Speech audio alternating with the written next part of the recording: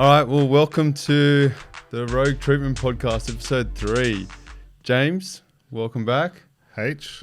We've got a special guest today. As requested. As requested, the viewers have asked for us to go out and find a trail athlete and someone that's, very sort of high up in that domain. And I think we've found a pretty good guest to come on board. You found a pretty good guest. I worked through my contacts, and then I went one step above what my contact list was, and so we welcome a competitive trail runner, obstacle course racer, 2-time Spartan APAC Champion, and business owner of the McKenzie Method, Liam McKenzie. Welcome. All right. It's an absolute pleasure to have you on. We're really keen to dive into your training and your competitions that you've been a part of. Just give us a little bit about you and about that journey that you've been on, because this is a Rogue Treatment podcast, and I think your journey has been very, very rogue to date. Obviously, I think our viewers will find that fairly interesting. Awesome. Yeah, I'm 34 years old, based just south of the Gold Coast in northern New South Wales, in a small little town called Junky. I think population's probably around 1,000 people, so pretty small. Situated in a valley here, but surrounded by big 1,000-meter peaks, which was what initially drew me to the area. I guess, I've been competing in endurance sports for a lot of my life, starting, I guess, with athletics as a child, working through high school and that, and then as I progressed in distance and time on feet and stuff, that got longer and longer, and I guess found a love for being out in the mountains and big long adventures and stuff like that. Obviously love to compete through obstacle course racing and trail running. Constantly just trying to push those limits in how far I can get as close to my ceiling as possible, whether that be in long format endurance races or short, fast events. Whatever I can do to challenge myself. Nice. You mentioned you want to push yourself to your ceiling. What does that mean to you? When obviously doing the kind of things that you do, you're putting your body to its limits. So you said you want to push yourself to the ceiling. What does that kind of look like? I guess I'm trying to reach my max potential, especially while I am this age, like in my mid-30s kind of thing. I think your endurance only gets better the more time you spend in that domain to a certain point. But I guess, I'm trying to see, I guess, how far I can progress on a national level in trail running and obstacle course racing, but also a international level as well. So I think the competition for me is always a celebration of fitness. But my main love is, getting out in the mountains and spending a couple of hours out there, adventuring, finding new routes, which I have a couple of, exciting personal goals and adventures planned for the next couple of years that I've been working on. So I guess, it's a day-to-day thing for me, and getting outside and spending a couple of hours in nature is the main goal. Nice. Yeah, go.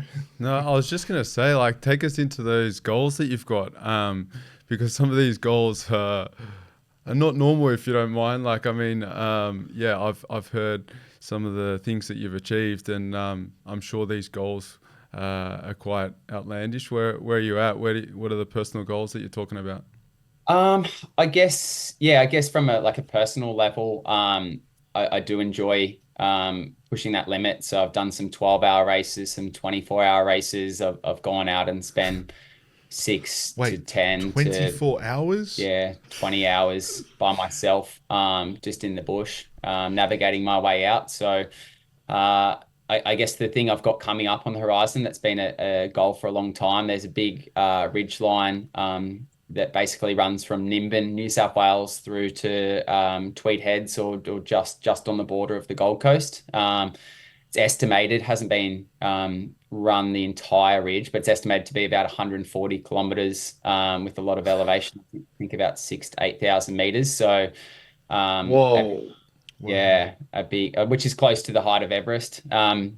So a big goal for me is to run a fast time on that and try and set it as a world trail. I think it's one area in Australia. Like we have some amazing trails, but I think when you look at yeah, what there is in Europe, what there is in New Zealand, I think we've got so much amazing nature out there, and it would be great to attract a lot of our trails on a world level. So hoping to bring something a little bit closer to home, and yeah, also I guess part of the journey is to raise some money for mental health as well. I guess like for me, I've had my struggles and that throughout the years, and I think that's what initially drove me into like the endurance world.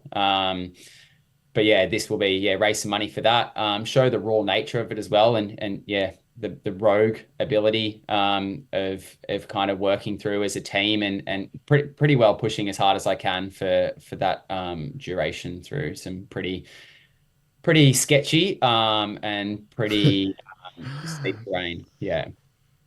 You obviously like, if it hasn't been done before, you're going to put that on the map. That's pretty cool. But how do you prepare for something like that? I guess some of the other trail runs you would have done, you mentioned like stuff in New Zealand and Europe, like other people may have done those kind of trails. They can give you some feedback on, hey, at this point we noticed this, or my body did this at this kind of level.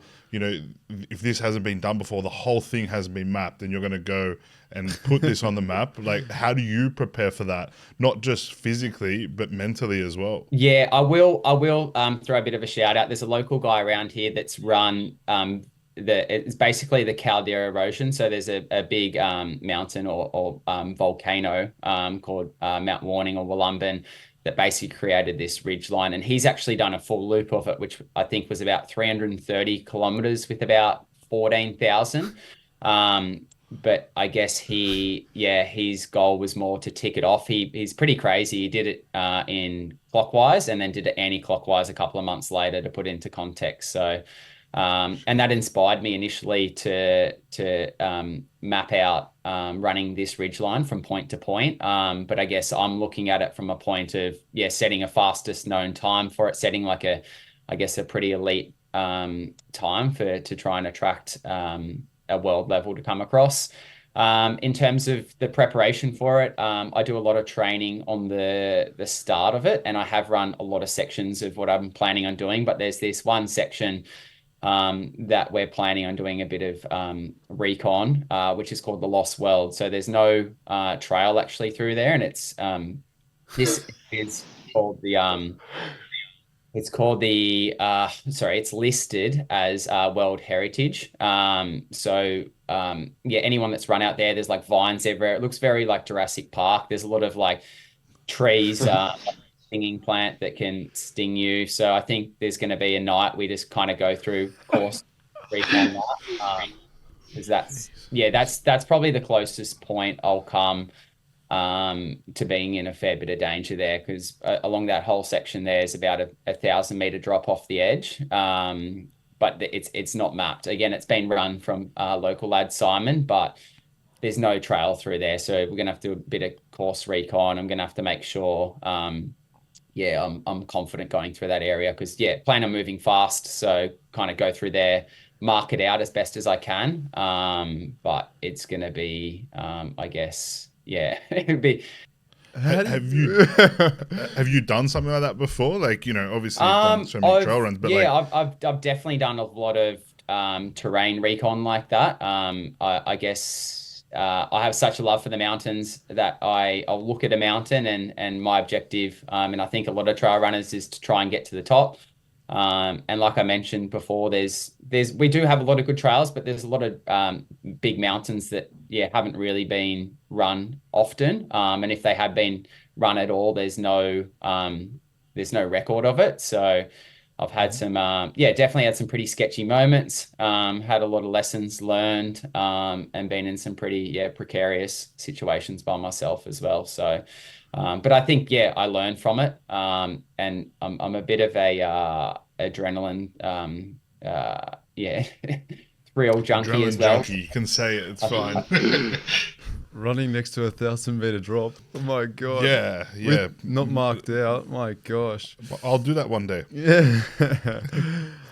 Do you sometimes think, like, even when you're discussing this with us, do you think that, like, what am I doing? Is this too much? Have I pushed the buttons too far? Like, I'm sure, like, you've got family members that are maybe sort of questioning that sometimes. Do you sort of have that self-doubt, or do you go, right, well, no, this is what I want to do. This is why I'm here. This is my purpose. I'm gonna do it.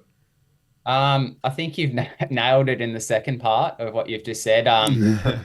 I definitely, I think becoming a dad, 20 months ago, our little one is like, that's changed my perspective, to a degree, but I think I'm also, I'm on this earth to do what I can. I feel like I'm maybe missing that part in my brain of the fear. Like I do a lot of, paragliding, a couple of 1,000 meters in the air, do some jumping out of planes, and I've always had that thrill to, I guess, push myself in that domain. Like I said, I've been in spots before where I'm like, hey, this could be it, and there might be no turning back out of this situation. But I search for that, which is probably unhealthy to a degree. But I think I've learned a lot of things over the been in some situations that I had to work my way out of, and I guess I'm smarter in how I approach it now.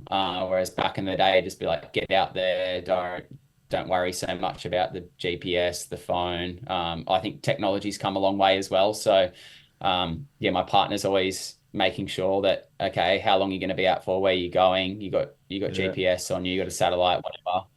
So that side of things is definitely gotten better over the years. But I'm not too worried about I'm just here to achieve what I can over this time, and hopefully set some form of legacy, or inspire people to get out and do something that they thought they wouldn't be able to achieve. So it's a bit of a tough one to answer, but that's where I'm at.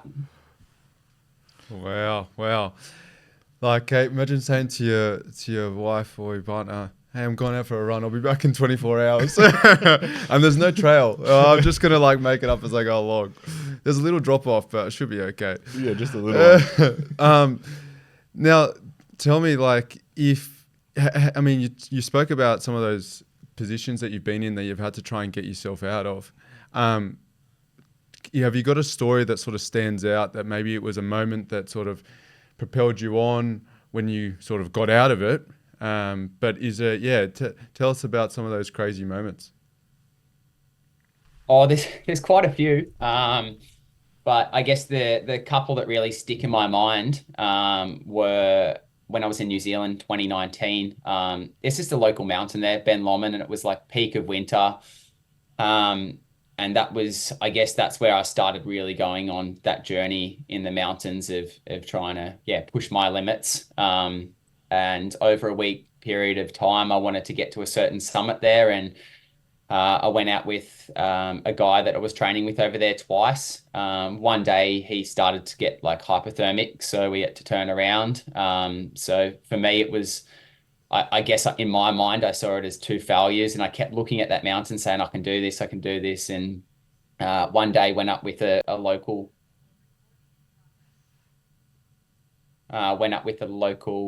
Kiwi to the top of the mountain, and we got pretty close to the top, and a couple of locals started to come back down and basically said it was too dangerous to get to the top. And we had a quick discussion about it, but it was like, let's just make this happen. And it was, I think when we looked at the stats, it was about -40 in wind chill, so it was quite cold. We're probably under prepared in our gear as well, being pretty new to like the mountaineering kind of space, and being trekking across ice and snow. And there was one point where we were just on a slab of ice like that, and I was just looked down, and I was like, if you slide off here, you're gone. Like, there's just no coming back. And I think I had maybe a couple of minutes where I just processed that through my mind. And yeah, I didn't have a child at that point. I had a partner, which, yeah, she'll probably hate me saying this, but I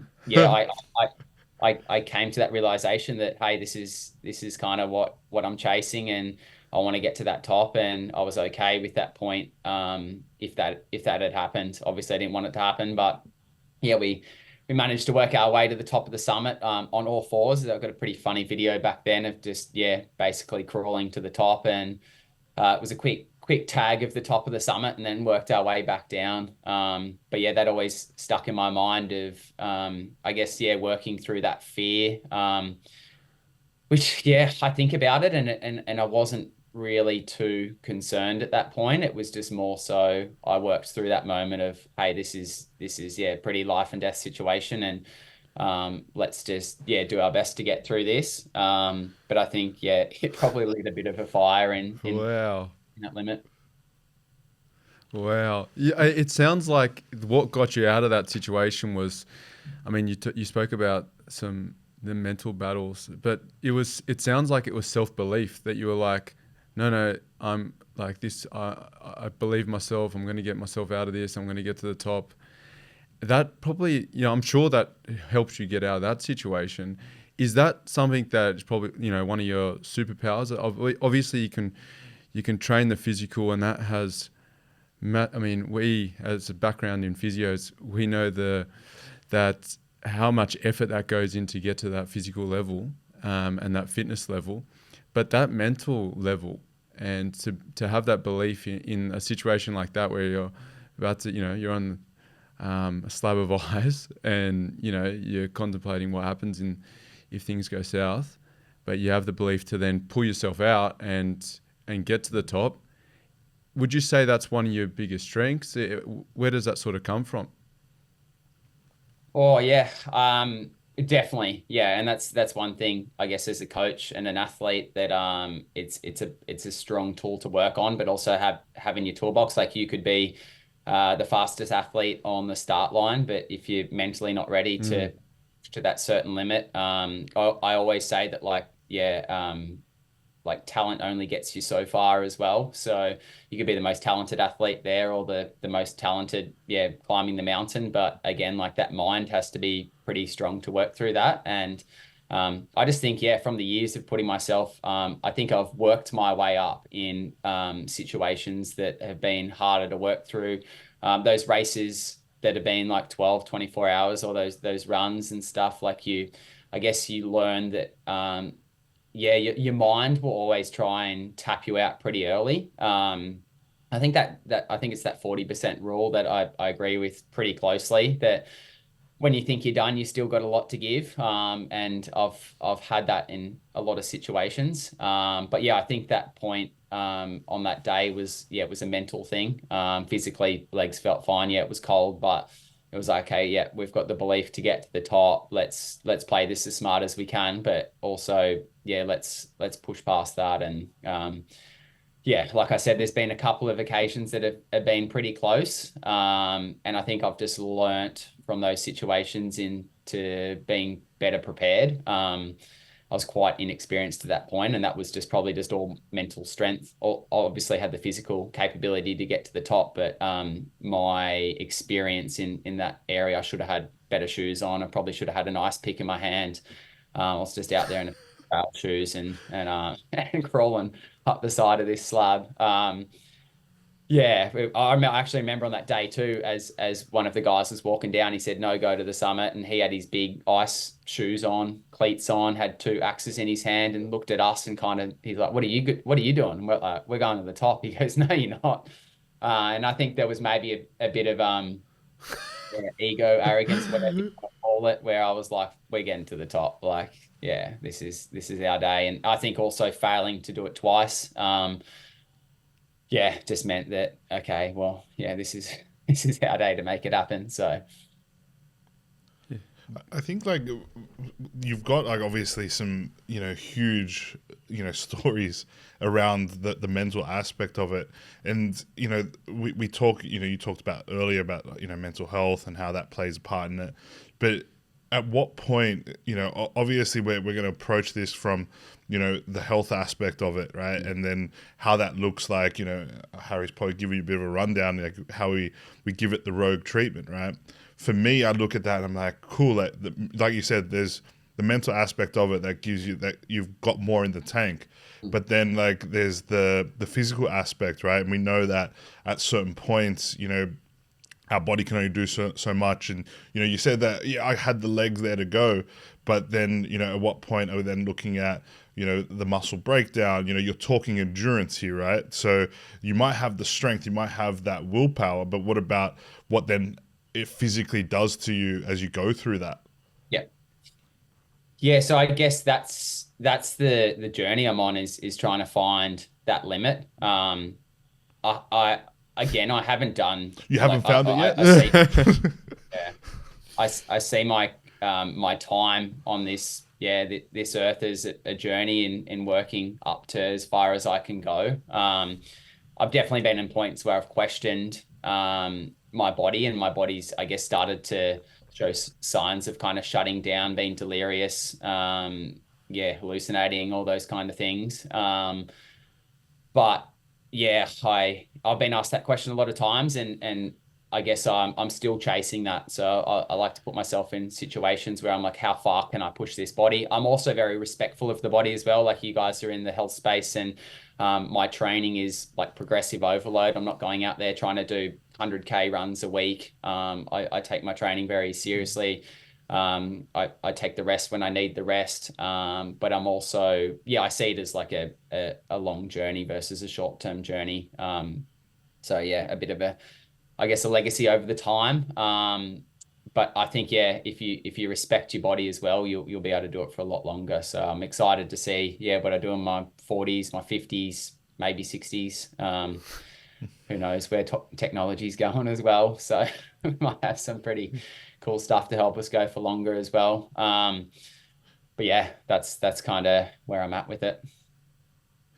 And then obviously, like, there's a lot of information around the benefits of, strength training and, versus the impact that endurance cardiovascular can have, right? And I'm sure, I know you would have looked at this, right, to help you train and help you prepare, right? So at what level are you mixing the both? At what level, because, obviously from our experience and from our background, we know that long-term cardiovascular exercise, especially endurance stuff, can be super detrimental to some people, right? Especially if they don't prepare properly, especially if they don't, do the right thing. So how are you balancing that? And, what's your take on, that kind of, that notion that cardiovascular endurance exercise is probably not the best thing for us? Yep. I guess my view on it is, like, I've always been a massive advocate of strength training, throughout, my whole lifetime. I've always done some form of strength training for whatever I'm competing in or whatever sport I'm doing, whether it was soccer, gymnastics, running. That I'm always been, a big fan of that. And I think that is one, missing, component to a lot of runners these days, that especially ones that come across to me with previous injuries and stuff. They're not doing any strength training. It's all focused on mileage, how many runs you're getting per week. And I think it is one thing that's allowed me to remain relatively uninjured over the years. But I also, I'm a big fan of uphill running as well, which definitely lowers the impact. So, and definitely builds up the legs as well. So anyone that is coached by us does do a lot of uphill running. Versus a lot of flat stuff. I also tend to stay off the concrete as much as possible as well. The trail running, the dirt, even as simple as running around a grass oval, you get the mental benefit of that being challenging, but also the lower impact. So I think there's plenty of smart ways to train. But I definitely think it's a missing component in a lot of runners. And I guess, like, the ethos of running over the years has always been people speaking about how many kilometers they're doing per week. And it's, it's like you've got the aspects of the social side of things, which can be really positive, but also very detrimental as well when people start comparing each other to each other, and everyone's on a different journey. That's why for me, there's no one set program we give to our athletes. It's like, where you at? Let's start you basically from the bottom if you don't have a base, and let's work you up from there. It's a long-term journey. You won't see results with us over a couple of weeks, maybe minor. We see is getting you strong, building up a strong base, making sure you are spending time in the gym, working and strengthening those muscle groups, so you are able to take that impact and hopefully remain uninjured. That's pretty cool, because like I think that's one of the things that people kind of miss out on, right? And we've been told that you've got some unconventional methods of training people. So do you want to run through that and what that approach looks like for you? Because I think I've treated a few people that are trail runners before, and they probably didn't mix their training like you're talking, and it definitely is, how far can I push myself? I'm only running. They probably were doing a lot of concrete running as well, which wrecks the joints and all that kind of stuff. So can you maybe go through your unconventional methods that you kind of trying to push? Because obviously you know how to push the body. So how do you approach that? Yeah, and I'll put out there for context that I don't think I've got the perfect plan. I don't have the perfect solution, but it's what worked for us. Oh, hold on a second. Wait! I thought you did. Oh, I got the wrong guy here. From what I've heard from a couple of your clients that you look after and coach, you've got you're pretty down pat. So so credit to you there. But yeah, tell us about some of those methods. Yeah, so I guess we look at the demands of what the event is as well. So I'll use Ultra Trail Australia as a perfect example. A lot of people have signed up for that one. Okay, I want to do a 50K race. Okay, what are the demands? What's the impact your body's going to be taking? What's the load that's required? So I guess our ethos is let's get that body bulletproof to start off the year. So a lot of very easy running, build up that strong base. In the gym, we are doing a strong mix of heavy lifts as well as plyometrics as well. But then we are doing a lot of uphill running. So I think anyone that has come across to us has been quite surprised in how much uphill running they will do, and the success that they will see on the flat from that as well. I think they correlate quite nicely. I guess, we would work our athletes in working a similar amount of elevation gain to the event, but over a shorter distance as well. So that will be tougher in their training runs a lot of the time to what they might be doing on race day. We do have simulations we'll put them through as well. But every individual's different. So I would say that where we differ would be we definitely look at a holistic approach as well. So it's not just the running, it's not just the strength training. It's like I'm having a chat to the guys we coach once a week. What's going on in your life? What are your life stresses? How's your sleep? How's your eating? What supplements you're taking? What are your deficiencies? Like getting them to get blood tests. And so it's all a holistic approach. And I think if you approach it in that way, you'll be surprised what you will achieve as well. Versus this one set program, this is perfect, just run this and you'll run well. We all know that can fail. So I guess we look at it from what's going on in your whole life, making sure you're seeing the right health professionals, so your body's in check as well. So seeing guys like yourself and making sure that they are withholding the demands of training as well, and making sure they are looking after that body. And getting them to the start line uninjured is the most important thing for us. And from there, we love the journey of what the guys go on and seeing what they achieve as well. So you mentioned obviously a lot of uphill running. Is that something that you've worked on yourself, that seen that benefit, or is that something that's like kind of across the trail running community that they do all of that maybe your average marathon runner wouldn't do? Or like how have you come across utilizing that as such a huge benefit to your athletes?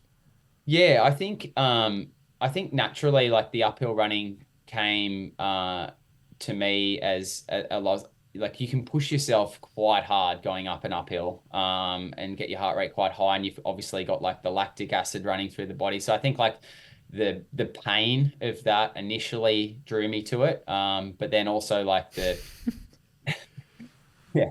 Also the I guess like the chasing of getting to the summits and stuff like that. And I found naturally from I guess progressing in my uphill running, and the more time I spend in the uphill running, like to a degree in I guess still progressing, that I was seeing benefits across my flat speed to the point where I would have periods of training blocks where I would only be running uphill, maybe a little bit of descending and flat, but there wasn't, I guess, a focus on the speed, and I would come back down to the track and run similar track time. So it was correlating quite nicely to the flat speed, but minimizing that impact as well. So a lot of trial and error over the years and finding that right amount.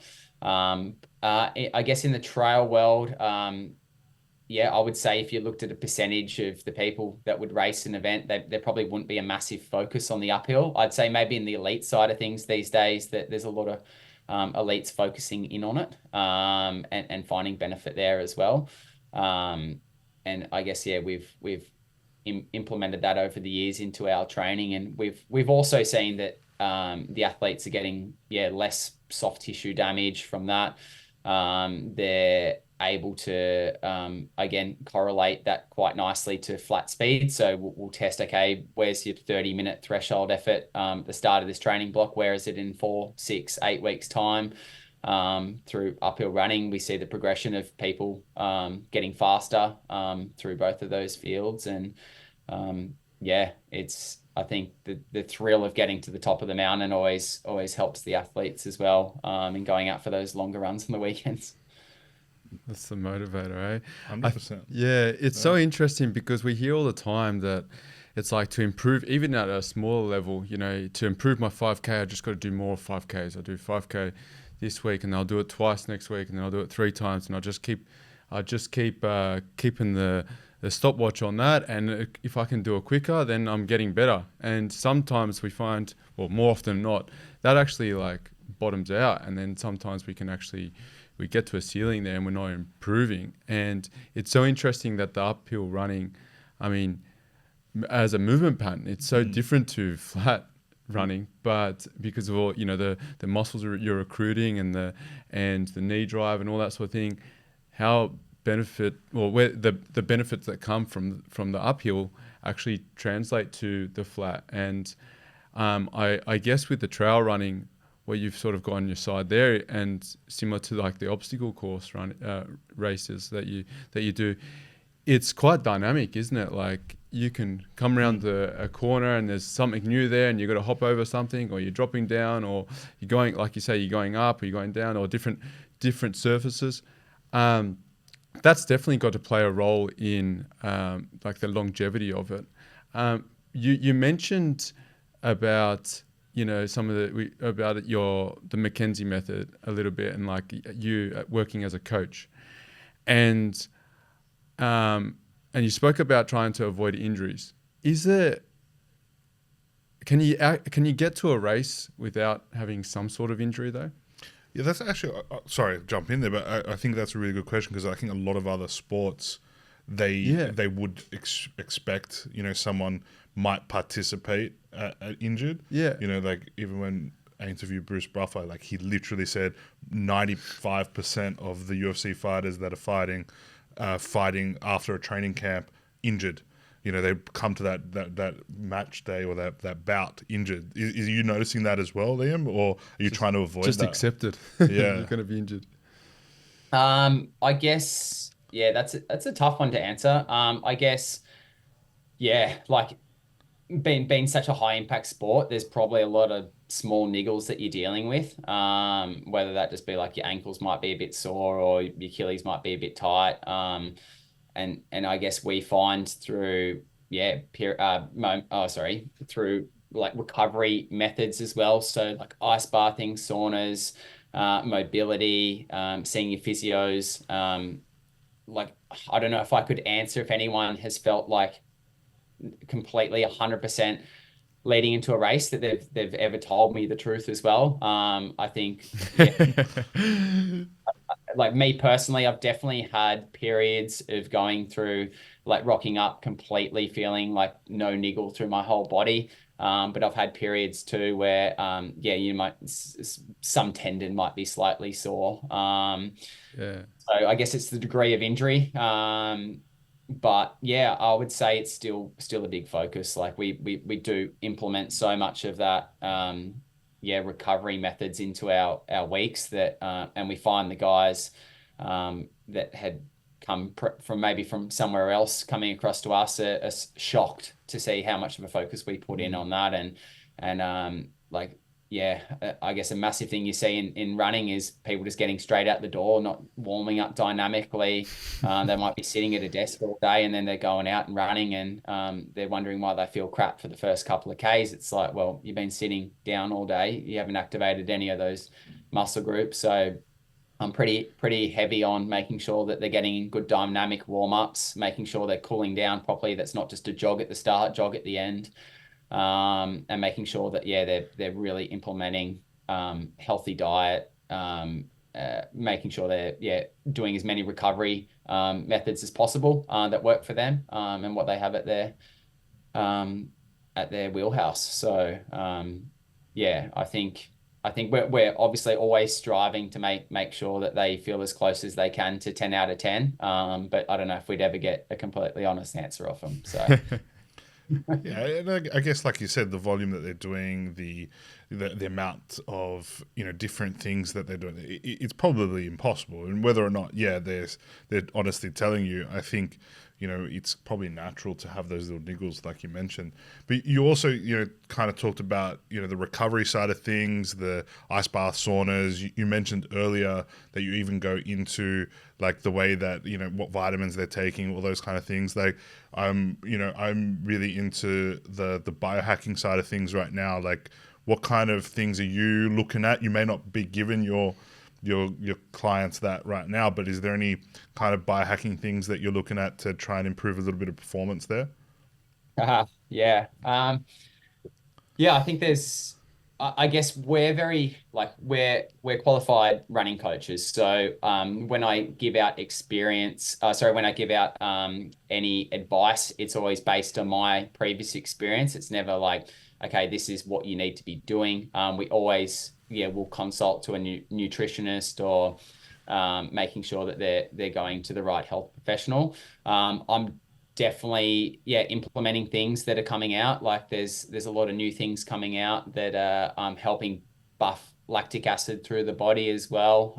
So implementing those new things, like most of my day is spent listening to podcasts as well. So I coach PT, I'll train in the morning. A lot of my time will, yeah, sitting in a sauna listening to a podcast, or doing some coaching listening to a podcast. So I'm always chasing, just trying to find, yeah, those extra percents that people are working on in their day to day, and I always will refer back to like what are the best in the world doing, because they've got the most amount of resources, they've probably got the most amount of money and backing behind them. So if I'm hearing they're playing around with some bicarb soda and buffing lactate, I'm going to trial that out.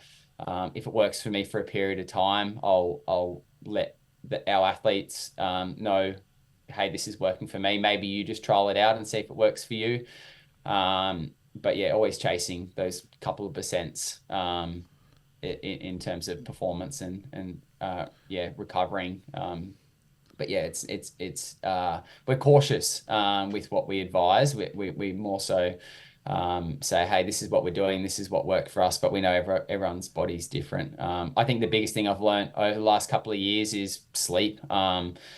There's such a aspect of people, grinding it out all day, getting up at 3 a.m. doing this. That's all well and good, but if you're not getting enough sleep and you're not recovering, I think it's detrimental to recoverability. And I think, we say to athletes, get 7.5 hours at a minimum. If you're getting 4 hours, like maybe just skip your session, and you're better off getting a nap in the day, or just skipping that day and making up for it the next day. So that's probably the biggest thing that I've found over the years is, I've never been a big napper until the last couple of years, and now I'm napping for 20 minutes every day.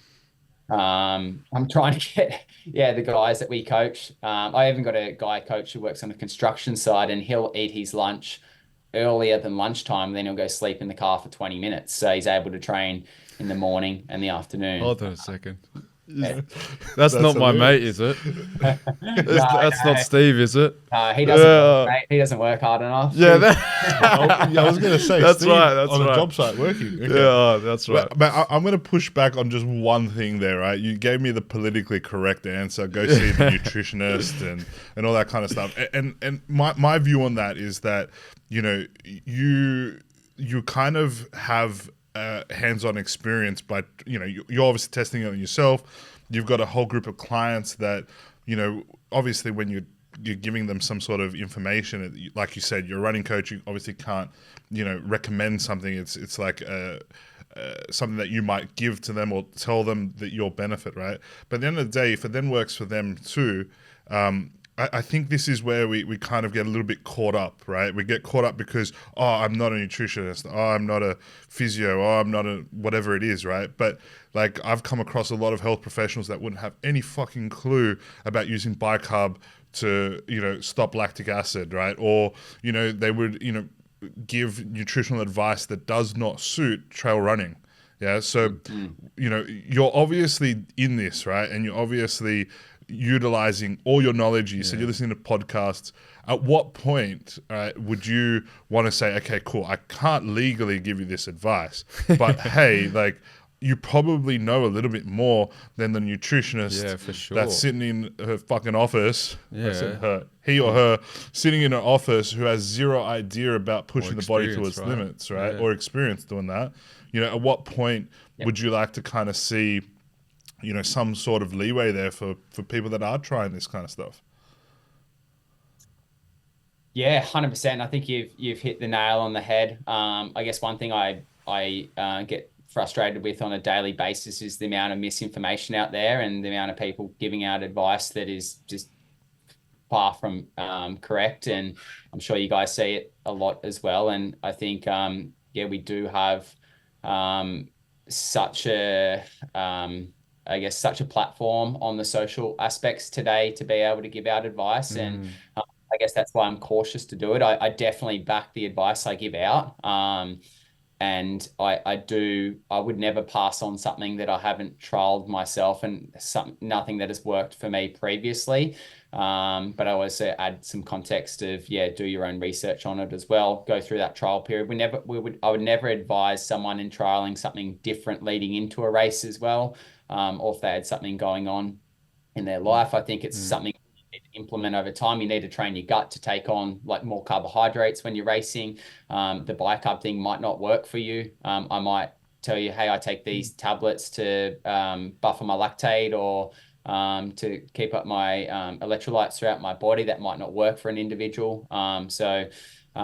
We definitely back the information that we pass on. And I think one of the most valuable tools is having information out there on podcasts these days, where you are listening to the best in the game, and the guys that have put in the time and the research and stuff. So you do feel more confident passing that on to the people that you are in your circle. I think I've always tended to stay away from that a little bit on the social side of things.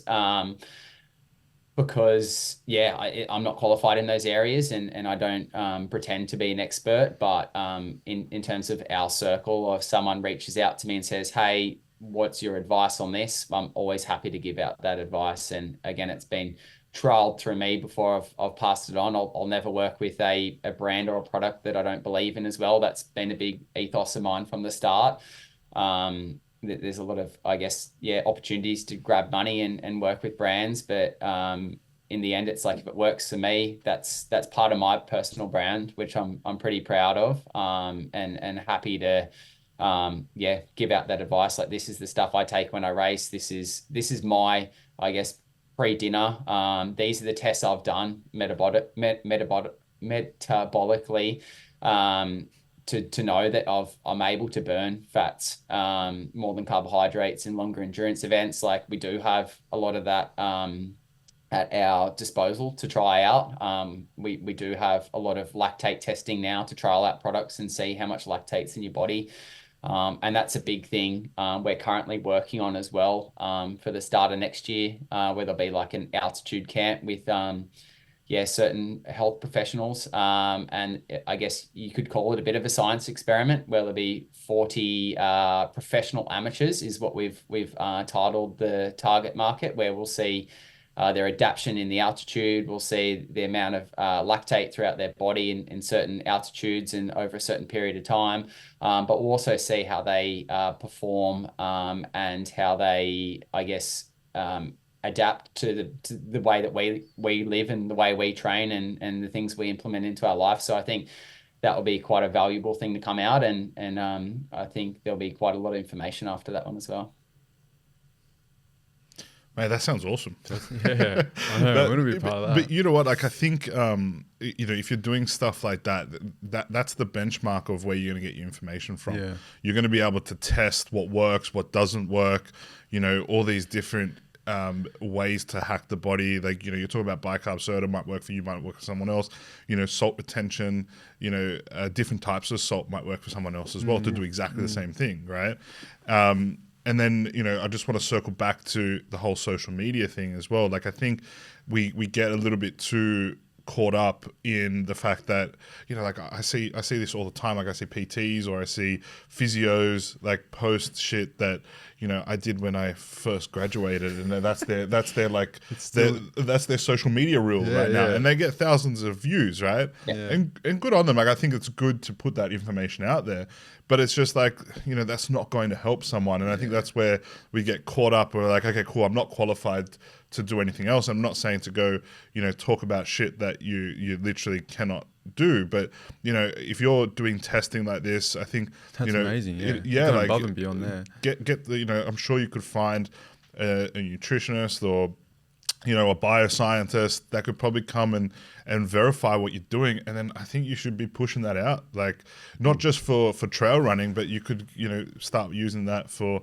marathons and stuff like that. You probably already anyway, but like that kind of information needs to be used. If you're testing it, it's much more useful than a nutritionist or a doctor or a GP just going, oh yeah, take this supplement because so-and-so study from 1942 said it worked. Like, and I think that's where we're getting stuck right now. Yeah, for sure. 100%. And there'll be a lot of great information. There will be a lot of people involved there that do have those credentials as well. So we'll feel quite confident coming out with a lot of stuff after that.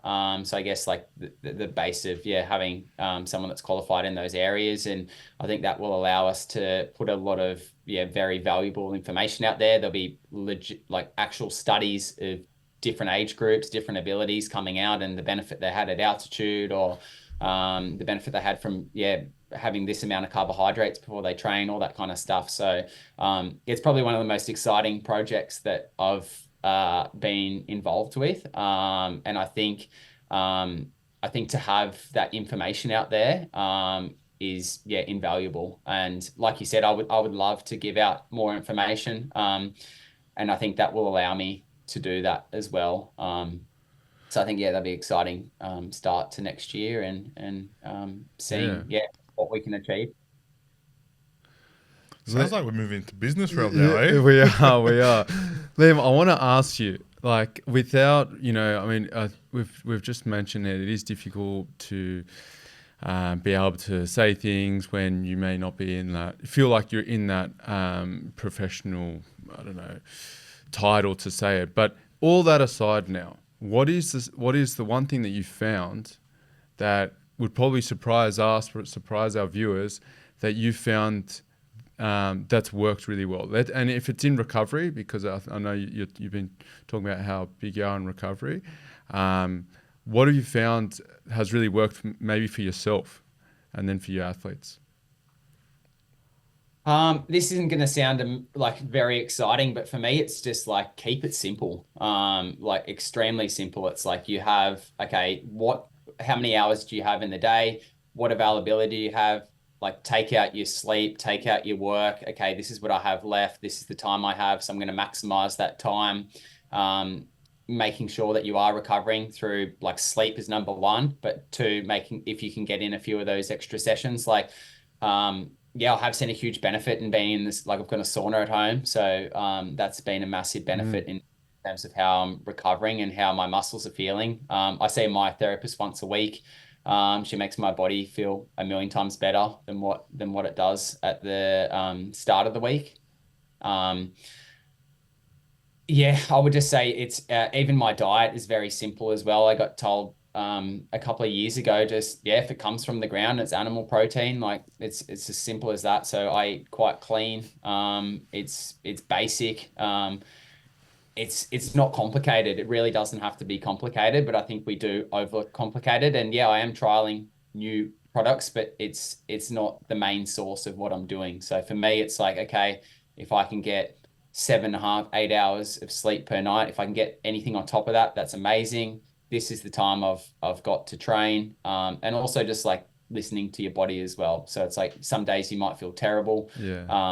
Just back your training off through there and don't feel like you need to push through there. So I don't know if that, like I said, I don't think it sounds that exciting and groundbreaking, but it's amazing the results that people get when they just simplify things and don't overcomplicate it. And it's, yeah, eat your vegetables, have some protein, get some sleep, do some stretching, go for a run in the right shoes, like see the right people when you've got issues.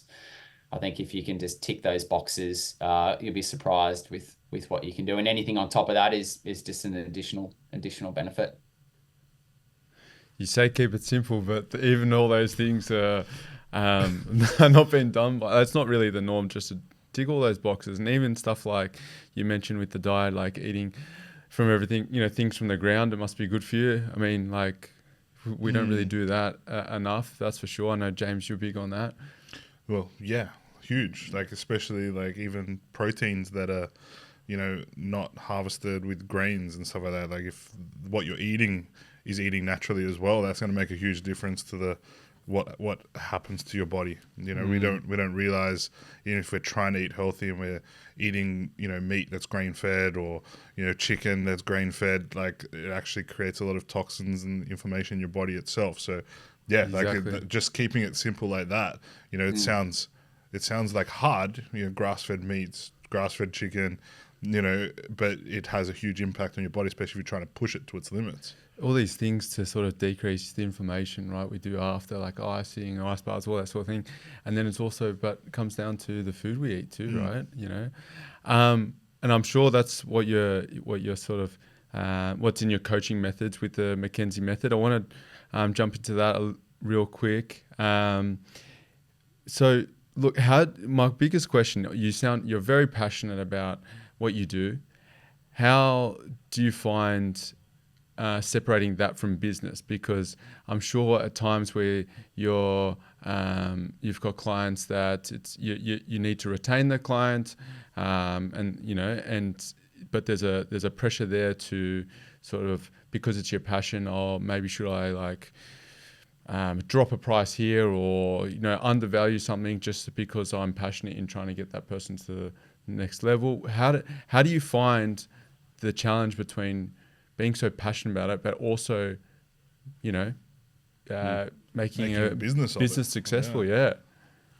Yeah.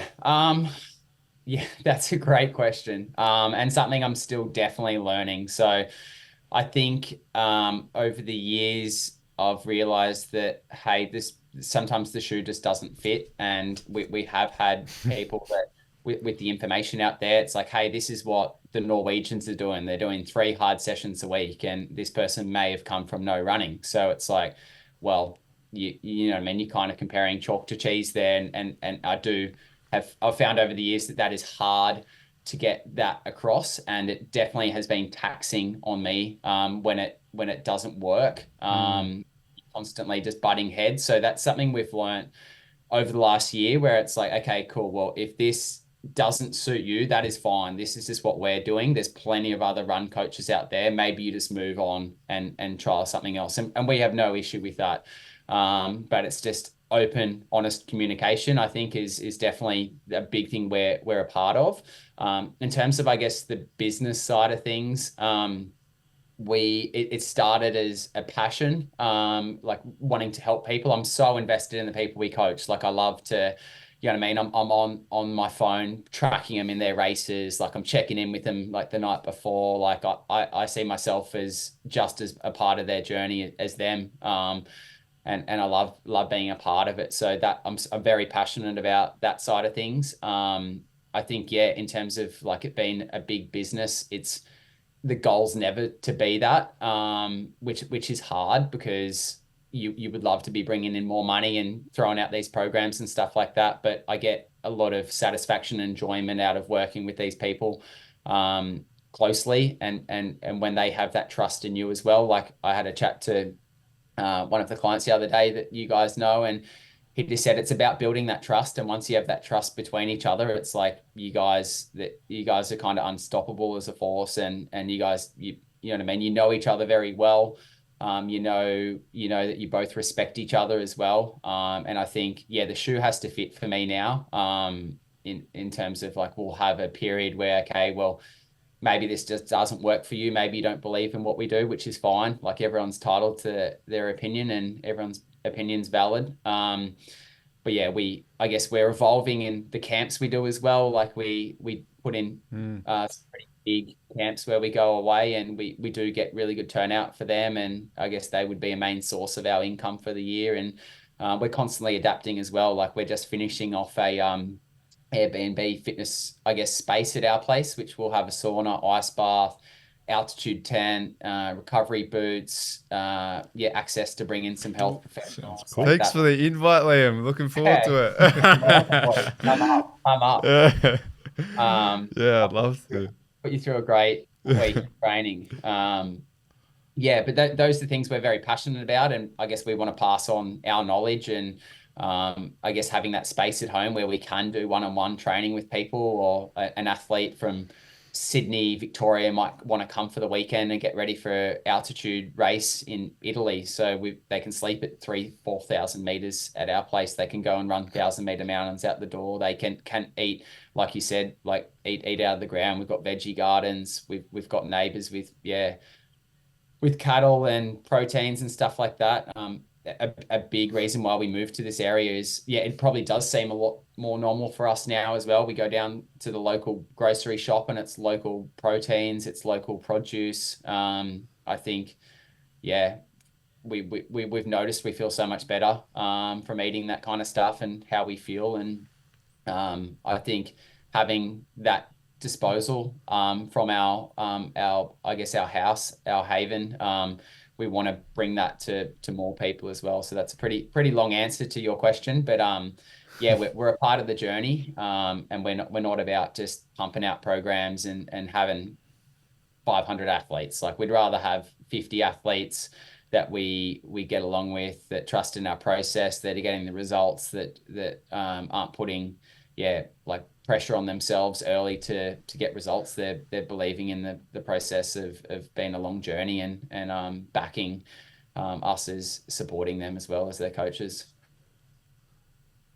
That's awesome. I like that. Yeah, I love that. I think, the shoe's got to fit. That's huge. And often if you're not, we see it in business as well on our side, where if it's not aligning, what the client wants and what you're trying, your methods, and maybe you end up parting ways, more than likely that person will probably come back anyway, because I think it comes from, like, you're talking about a service-based business, but everyone will tell you, like, what's the number one rule in business, and it's like a customer's always right. But that comes from retail, where it's very different. Retail and product selling, if the customer doesn't like the product, then the product's shit. But when it comes to service, I think it's completely different. Customer isn't always right, and that's where the shoe needs to fit. And I think that's the difference. Yeah. Where people get caught up in trying to still give the customer who's always right sentiment, but if we treat in a certain way.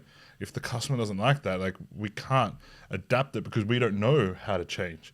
If Liam's doing a certain method of training and the client wants something else, well, the customer isn't right because he doesn't know how to provide that level of training. Like, so I think that's where, he said it right. The shoe's got to fit, but that's probably the most important part. I think the client's always going to then value that too, because like, okay, well, you're strict in the way you do things. It's obviously come from, you're confident in it, and that must work as well. So you start bending for in the service industry, and then you don't get the same results, and then who's to blame? You know what I mean? Exactly. Then the onus is on you as the person that's providing that service.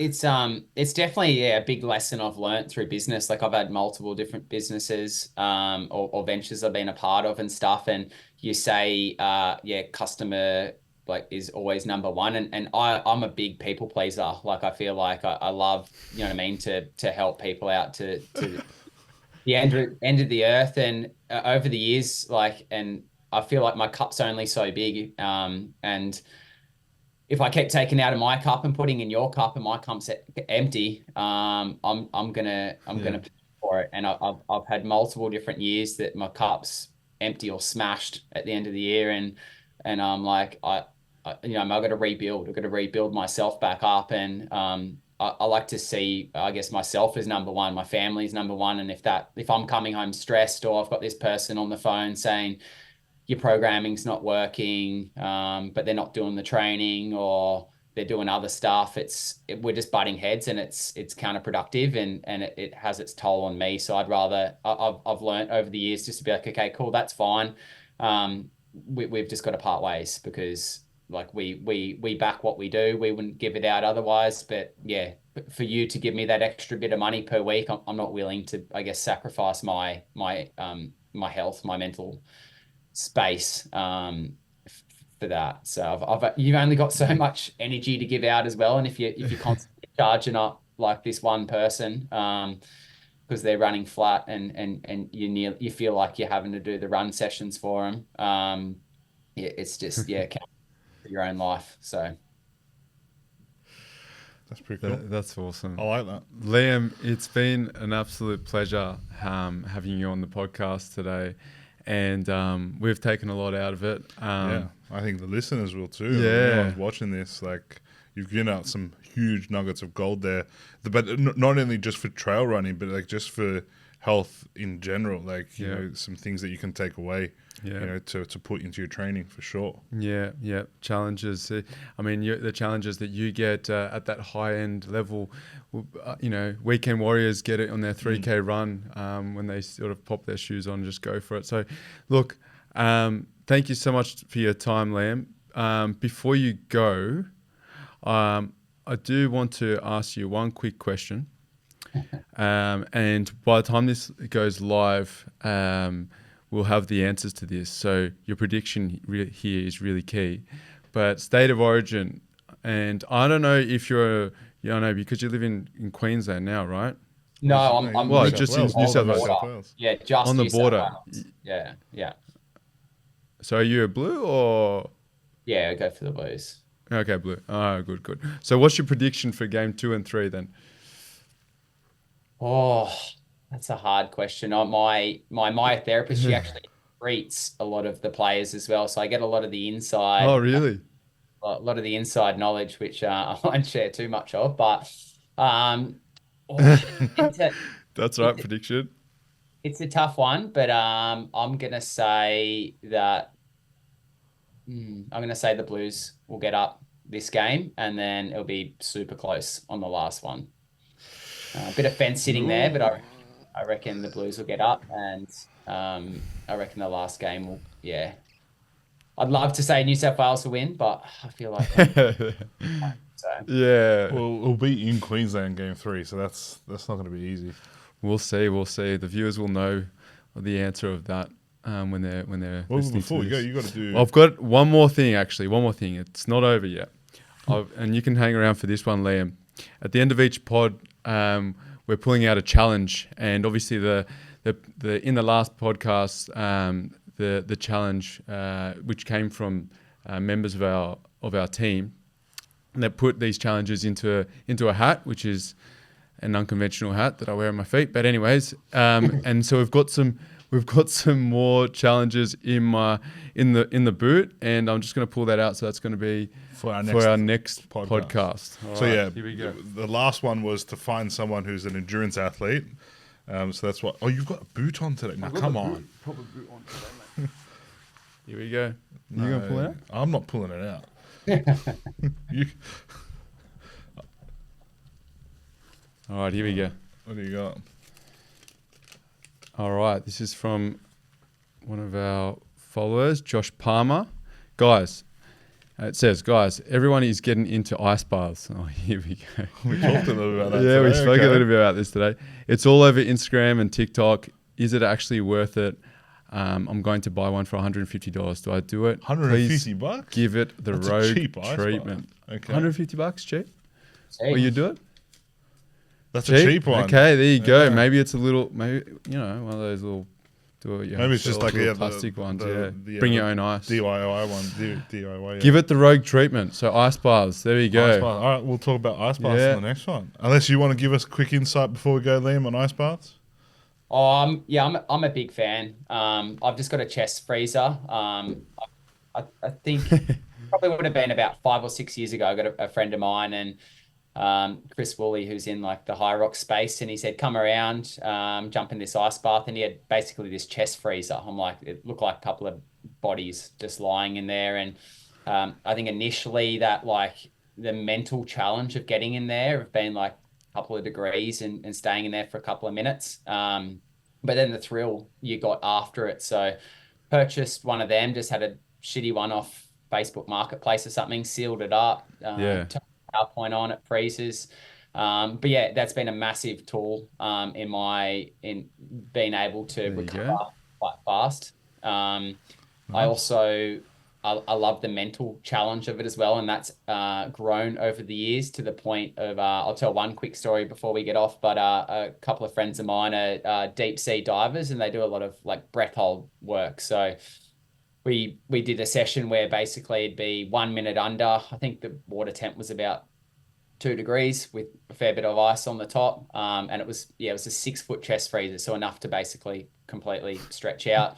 1 minute down, 1 minute up, 2 minute down, 2 minute up, and then a max breath hold. And I pushed myself as far as I could on the last one. And as I came up, there was a big chunk of ice, and I smacked my head and then went back down and then started to swallow a bit of water, and it pulled me up by the back of my hair. So that was a lesson. Oh my God. What? Pushing too far, but sometimes you got to make those silly mistakes, and I still do it. So You definitely push the body to the extreme. You nutcase. Yeah. Yeah, that's awesome. yeah, my recommendation, grab one. You don't need to spend any more time than 3 minutes in there, and try and average 12 minutes a week, and that's where it's at. Nice. Very good. Love that. Liam, thank you Thanks, so Liam. much for your time. And when you're down in Sydney, I know you're itching to turn up to one Friday morning at the world famous 555 Run Club. Sure. I know you're itching for it. Yeah. I'll make sure I'll see you there sometime when you're down in our neck of the woods. But thank you so much for your time. Thanks, Liam. Beautiful. Thanks, guys. Thanks, Liam. See ya. Bye.